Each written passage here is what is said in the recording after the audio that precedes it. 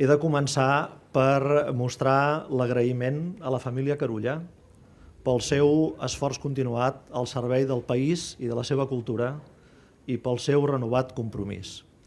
El museu contenia i conté, de fet, el detall que ens permet conèixer fins a quin punt la construcció històrica del país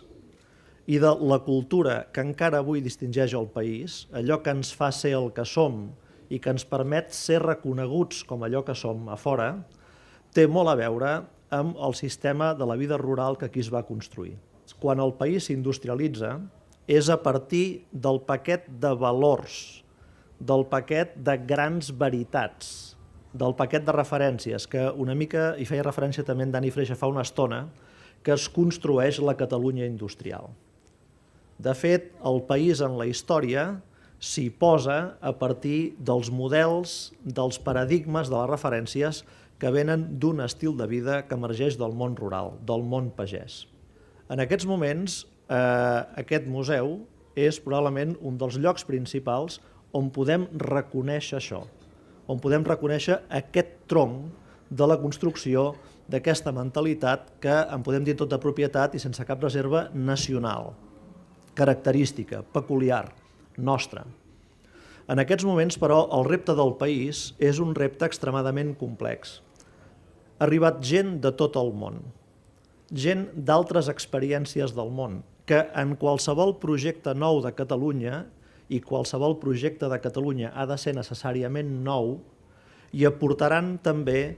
les seves referències, la seva experiència diferent de la nostra.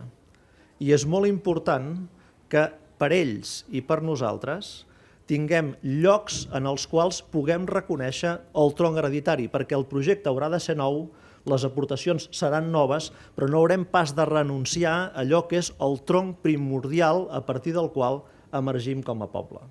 Per tant, doncs, això que fem avui no és només un espai per convidar el turisme interior i exterior a visitar-nos i fer una passejada pel passat i potser pel present i tal vegada per orientar el futur, sinó que el que fem és convocar a la gent a intentar entendre què és el que hi ha de substancial en el sistema de vida català, que és un sistema de vida al que no volem renunciar, que sabem que ha de canviar necessàriament per afrontar els reptes del futur, però que no renega del seu passat.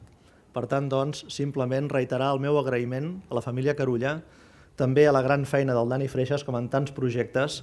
i la feina de l'Ajuntament i tothom que ha col·laborat en tirar endavant aquest projecte. Enhorabona, doncs, per molts anys i moltíssimes gràcies.